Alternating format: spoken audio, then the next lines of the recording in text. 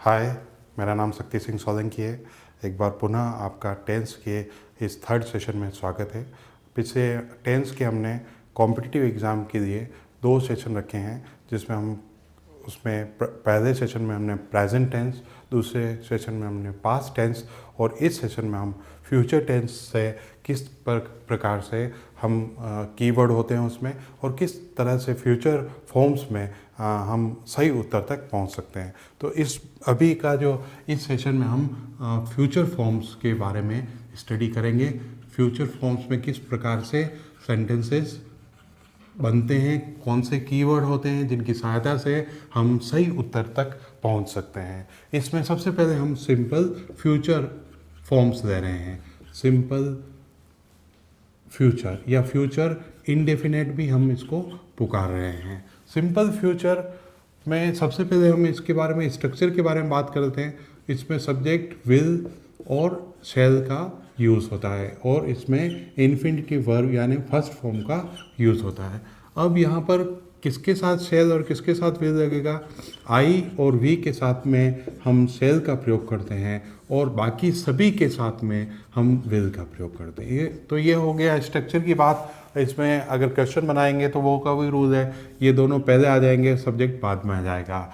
जैसे ही will come, he will कम और ही will not कम, वो नहीं आएगा। इन दोनों को, विल और नॉट को मिलाते हैं तो एक बात आप याद रखिएगा, अंग्रेजी में इसको वांट कहते हैं। कहीं पर भी वांट आ जाए तो इसका अर्थ ये होता है कि वो विल और नॉट का कॉन्ट्रैक्टेड फॉर्म है, शॉर्ट फॉर्म है उसकी, जो आम बोलचाल में ये इस्तेमाल होता है। तो आम बोलचाल में विल नॉट नहीं बोलकर वांट बोला जाता है। आई वांट कम टुमारो, मैं कल नहीं आऊँगा। इस तरह से इसका मीनिंग निकलता है। इसी को हमें क्वेश्चन बनाना है। विल पहले आ जाएगा और ये बाद में आ जाएगा, will he come.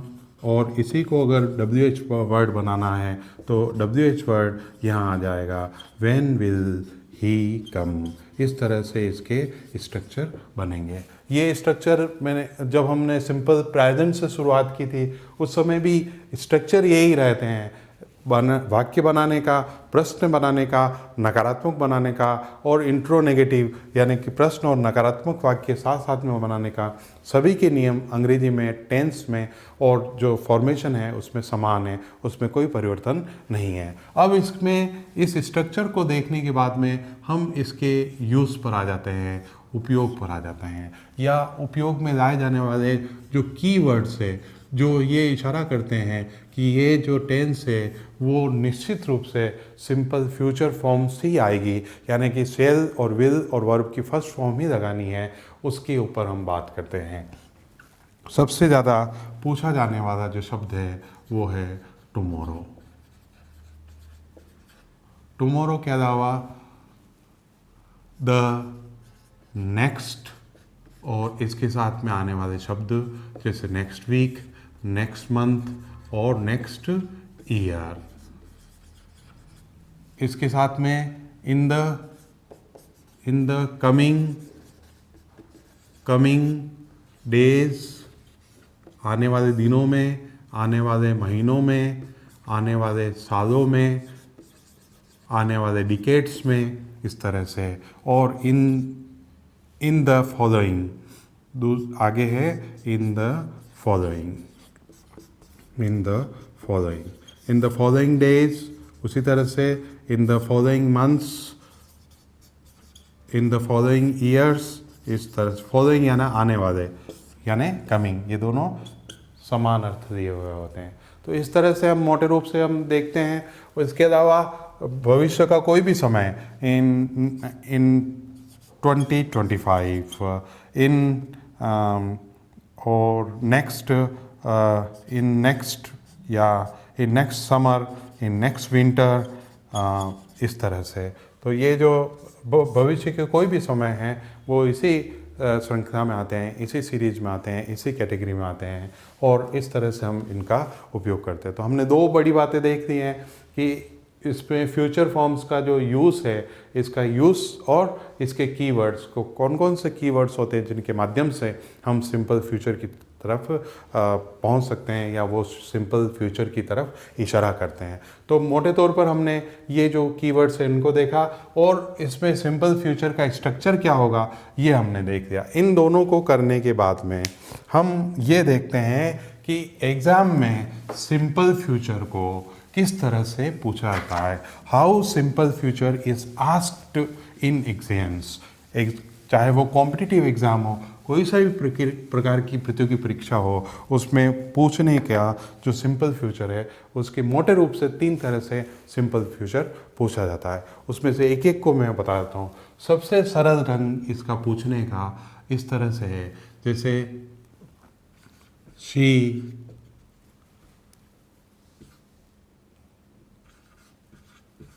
go there tomorrow। तो ये टुमारो देखते हुए इसमें और कोई भी शब्द नहीं है, तो she will go there tomorrow. उसी तरह से ही कम हियर टुमारो। तो यहाँ पर भी वही टुमारो आ रहा है, तो यहाँ पर विल और कम का प्रयोग है। He will come here tomorrow. तो यहाँ पर भी will go, will come. I appear in exam next year. तो यहाँ पर आई शैल अपीयर, क्योंकि आई है इसलिए यहाँ पर हमने शैल का प्रयोग किया है। I shall appear in exam next year. Next year को देखकर हमने यहाँ पर शैल और अपीयर का यूज़ किया है। ये पूछा जाने वाला जो है प्रथम तरीका है और अधिकतर जो है इसको इस ढंग से इसको पूछा भी जाता है। तो पहला जो पूछा जाने वाला ढंग है वो ये हमने आपके सामने बताया। दूसरा इसके पूछा जाने वाला, हम किस टेंस की बात कर रहे हैं, हम सिंपल फ्यूचर की बात करें। सिंपल फ्यूचर को किस ढंग से पूछा जाता है, कहाँ पर हमें विल और शैल का यूज़ करना पड़ता है। दूसरा जो पूछा जाना है, सिंपल फ्यूचर को जिस दूसरे तरीके से पूछा जाता है उसमें इस तरह से पूछा जाता है इसको, जैसे assume, suppose, assume, suppose, am afraid, और बी अफ्रेड कर दीजिए इसको, फिर इसमें जो भी जरूरत होगा बी अफ्रेड कर दीजिए। Be sure, be sure, be afraid, be sure, I hope, I think, I expect, I believe,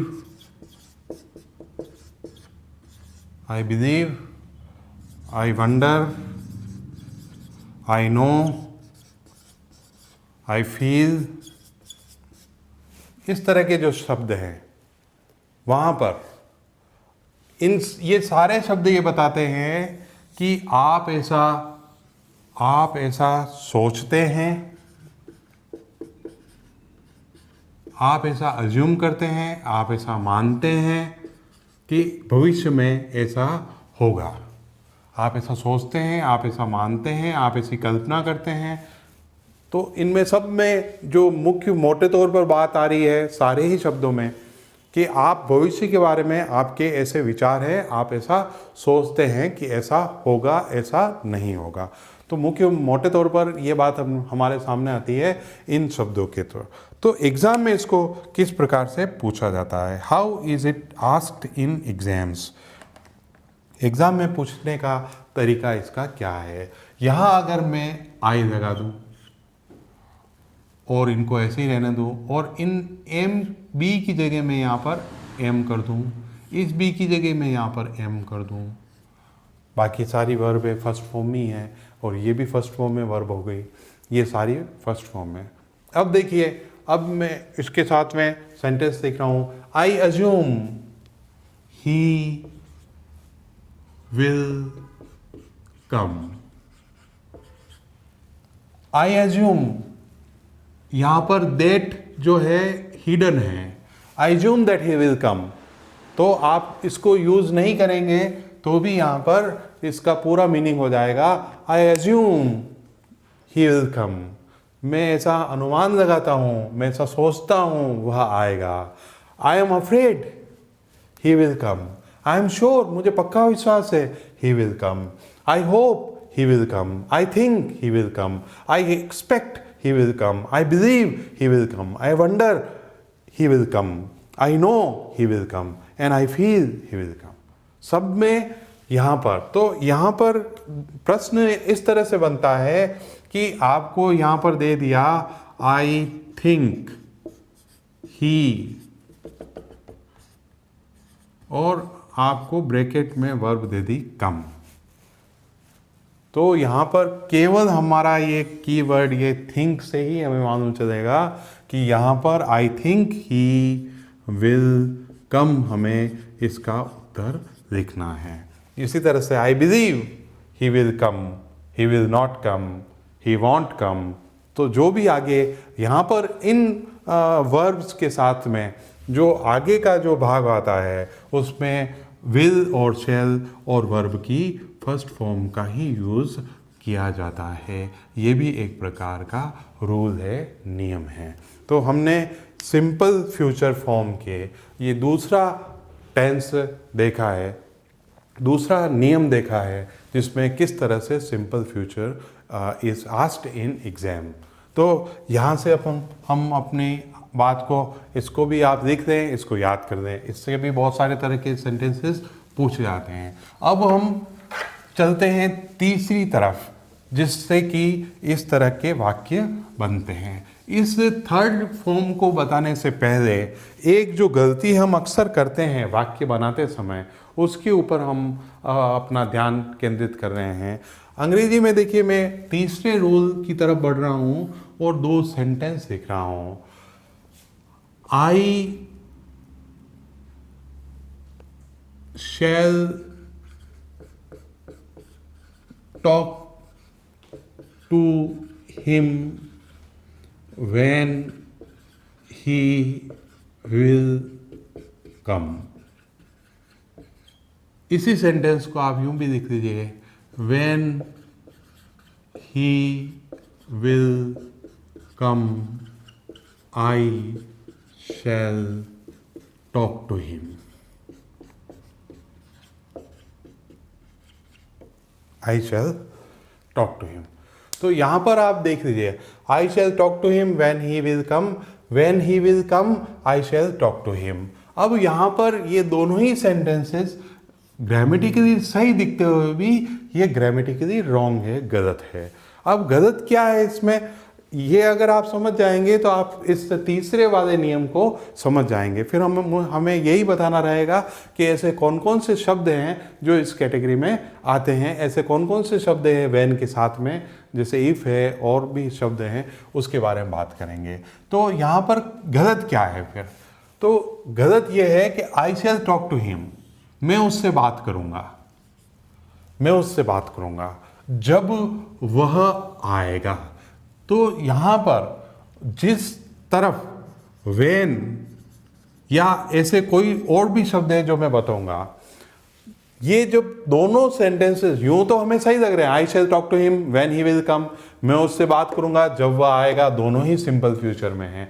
लेकिन इंग्लिश में दोनों ही टेंसेस को, दोनों ही भागों को, किसी वाक्य के दोनों ही क्लोज को हम फ्यूचर में नहीं लिखते हैं। यहाँ पर गलत क्या है, यहाँ पर ये सही, ये वाला भाग सही है, यहाँ पर ये वाला भाग सही है। तो फिर गलत क्या है, गलत कहाँ है, गलत यहाँ पर है जो वेन वाला भाग है, जो वेन वाला क्लोज है उसमें यहाँ पर सिंपल फ्यूचर नहीं आकर सिंपल प्रेजेंट आएगा। ही वेन ही कम्स, यहाँ पर विल कम नहीं आकर यहाँ पर कम्स सिंपल फ्यूचर की वर्ब आएगी। ये इसी को ये समझ लीजिए यहाँ पर when he comes I shall talk to him, ये आपका दूसरा वाला भाग जो है वो ये रह जाएगा। तो इससे मोटे तौर पर हमने क्या क्या नियम सीखा है? इससे हमने मोटे तौर पर ये नियम सीखा है कि यदि जो भाग व्हेन क्लोज का है, या व्हेन क्लोज के साथ में अभी मैं और भी शब्द लिखूंगा यहाँ पर, लेकिन यहाँ पर मैं उदाहरण से व्हेन क्लोज को समझा रहा हूँ आपको। जिस भाग में व्हेन क्लोज आएगा, ऊपर दोनों भाग लिखे हुए हैं, व्हेन इधर आ रहा है तो कम्स इधर आ रहा है, व्हेन इधर आ रहा है तो कम्स इधर आ रहा है, चाहे वो शुरू में दिया हुआ व्हेन या व्हेन बाद में शिफ्ट कर दिया गया हो, लेकिन एक बात मूल रूप से समझ लीजिए कि जिस तरफ व्हेन जो क्लोज है वो आ रहा है, उसका मतलब इस तरफ सब्जेक्ट प्लस वर्ब की फर्स्ट फॉर्म और एस और ईएस का ही प्रयोग होगा, निश्चित है ये। और जो दूसरा भाग है वो सिंपल फ्यूचर में, यानी कि सब्जेक्ट विल और शैल और वर्ब की फर्स्ट फॉर्म। ये आपके एक रूल हो गया। अब ऐसे कौन कौन से शब्द हैं जो इस श्रृंखला में आते हैं, इस कैटेगरी में आते हैं, आप लिख लीजिए। When, if, before, when, if, before, till, until, unless, till, until, unless, और as soon as,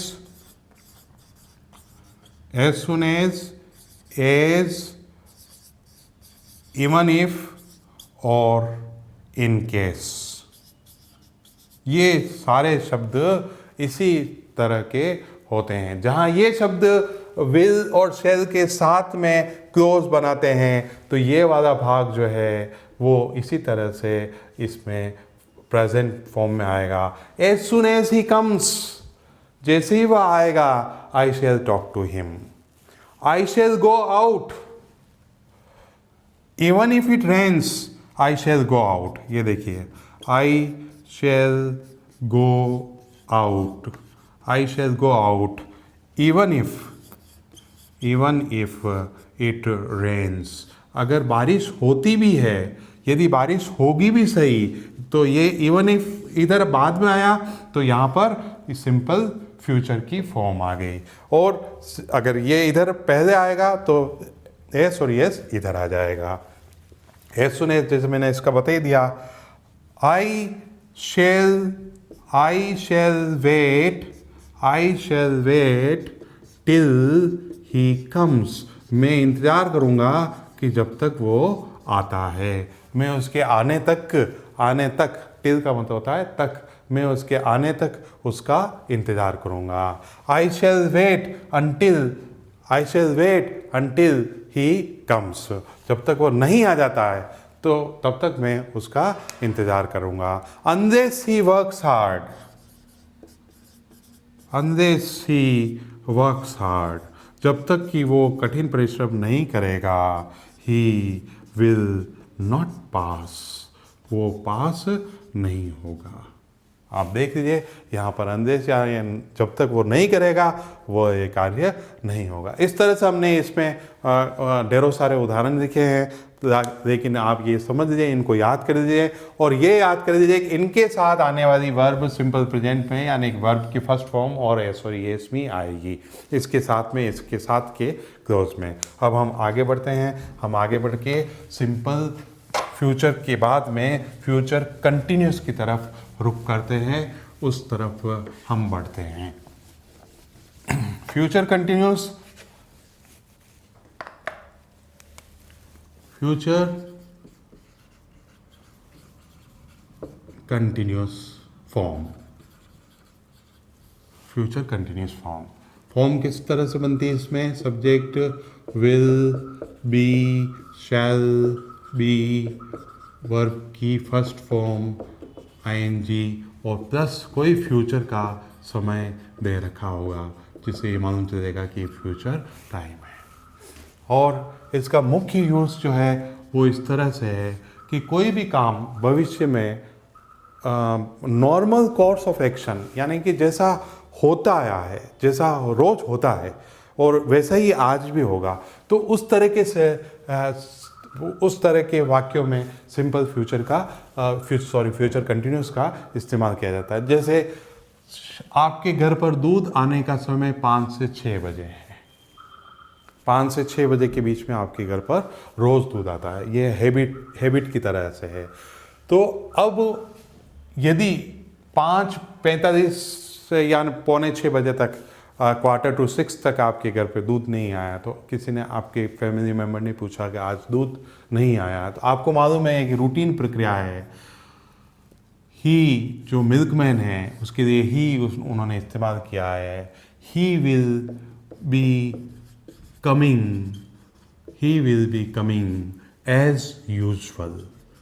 जैसा सामान्य तौर पर आता होगा वो, अपन नहीं कहते हिंदी में कि भाई अभी तक दूध नहीं आया, और आते ही होगा वह आते ही होगा। तो ये जो मीनिंग है वो इससे हमें प्राप्त होता है। तो अब ये तो हमने देख लिया कि इसका मुख्य रूप से यूज़ ये कहाँ होता है। ये जब नॉन प्लानिंग से, बिना प्लानिंग के कोई काम हैबिचुअली होते रहते हैं, उस जगह पर आपका फ्यूचर कंटिन्यूस आता है। लेकिन एक बात और मैं बताता हूँ, अगर इस पे प्लानिंग से कोई काम कर रहा है तो वहाँ पर फ्यूचर कंटिन्यूस कभी नहीं आएगा, वहाँ पर प्रेजेंट कंटिन्यूस ही आएगा। प्लानिंग नहीं होनी चाहिए। जो नॉर्मल कोर्स ऑफ एक्शन से काम होता है वो काम ही इसमें इस तरह से आता है।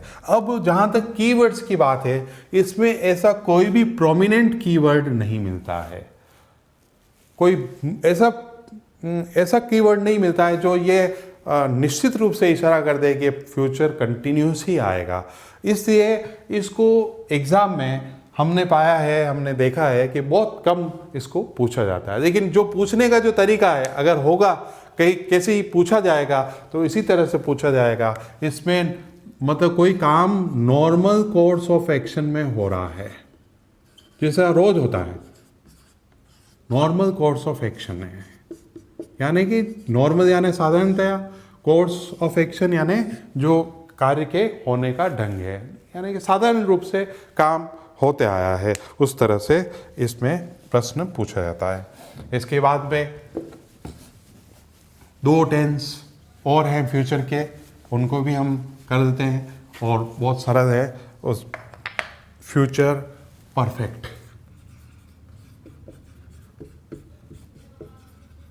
Future perfect tense, future perfect यानी पूर्ण, और फ्यूचर यानी भविष्य।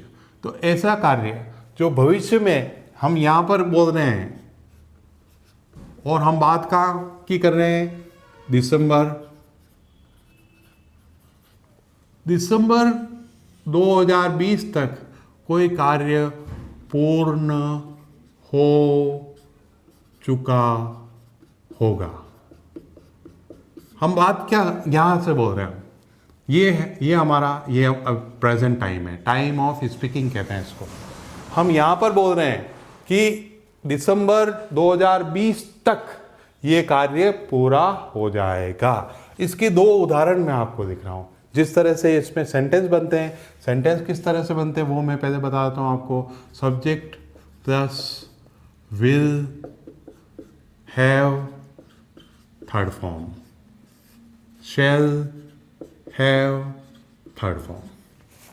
ये आपका स्ट्रक्चर है। स्ट्रक्चर को देखने के बाद में इसमें प्रश्न किस तरह से पूछा जाता है, उस तरह से 2 तरह से प्रश्न इसमें पूछे जाते हैं। वो दोनों ही तरीके से मैं आपको सेंटेंसेस बताता हूँ। Bye the end of this month I shall have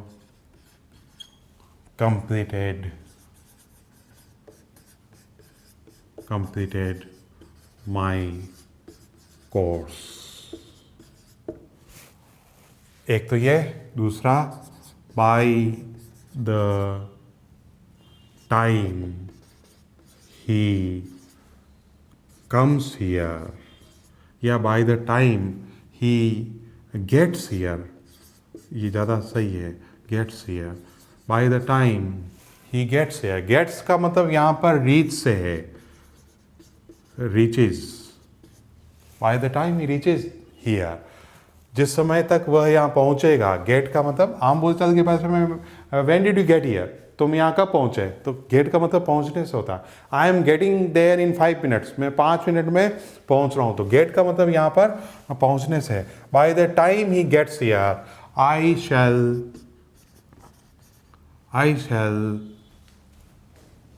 have written 5 pages,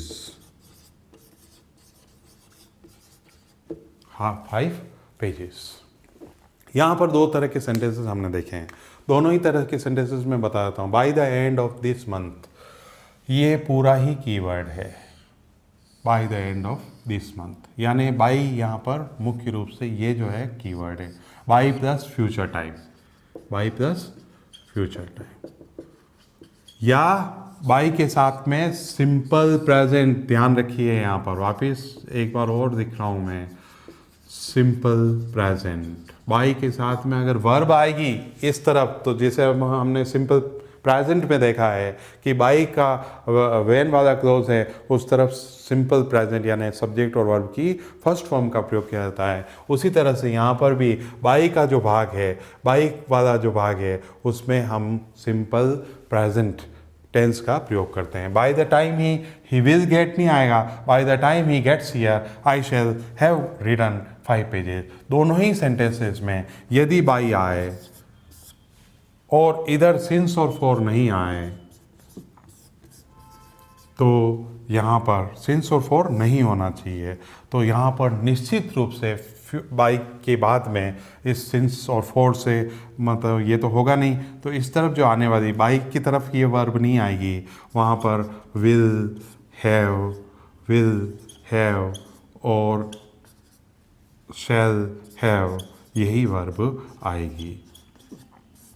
इस तरह से ये पूछा जाता है। और इसके अंत में फ्यूचर परफेक्ट टेंस के बाद में फ्यूचर कंटिन्यूस की तरफ हम आ जाते हैं और उसके कीवर्ड हम समझ लेते हैं। तो यहाँ पर हमने देखा बाय के साथ में अगर सिंस और फॉर नहीं हो, वहाँ पर निश्चित रूप से विल हैव, शैल हैव और थर्ड फॉर्म का प्रयोग किया जाएगा। और ये रूल भी फ्यूचर परफेक्ट कंटिन्यूस भी आपका बाय के साथ ही जुड़ा हुआ एक सेंटेंस है, इसमें भी बाय का प्रयोग किया जाता है। लेकिन उससे पहले मैं बता दूं, परफेक्ट का मतलब पूर्ण और कंटिन्यूस का मतलब जारी है। ऐसा कार्य जो भविष्य में किसी समय पर, किसी समय तक, और वो कुछ तो पूर्ण हो गया होगा और उस समय भी जारी होगा। ये 2000 जैसे मैंने पिछली बार भी कहा था, दिसंबर 2020 जो आना बाकी है अभी, तो इस समय तक वहाँ पर 2020 तक ये कार्य उस समय पूरा हो चुका होगा। By the end of this month I shall have been working, ये इसका स्ट्रक्चर भी है, I shall have been working in this bank for 10 years। अब ये क्या सेंटेंस है, इससे मैं बता देता हूँ आपको।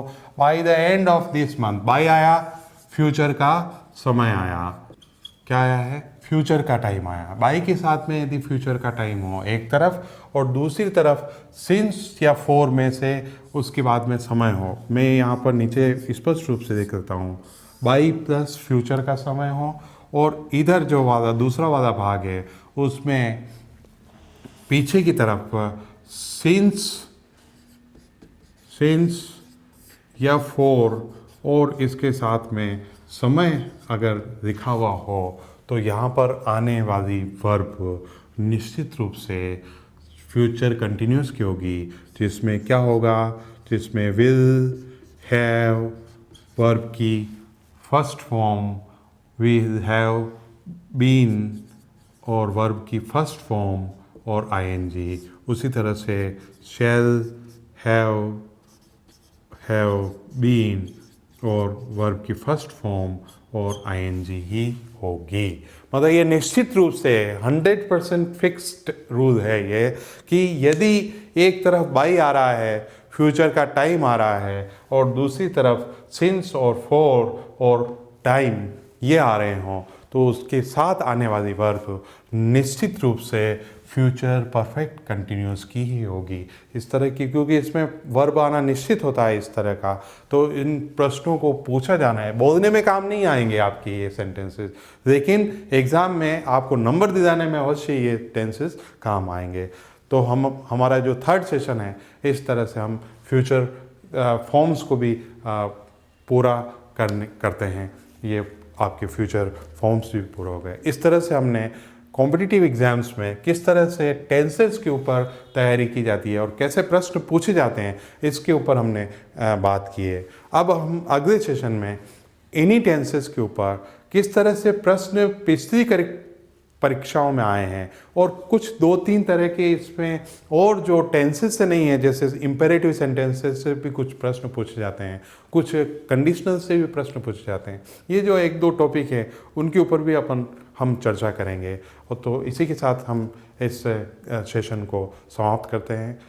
धन्यवाद। Have a nice day. जय हिंद, जय भारत।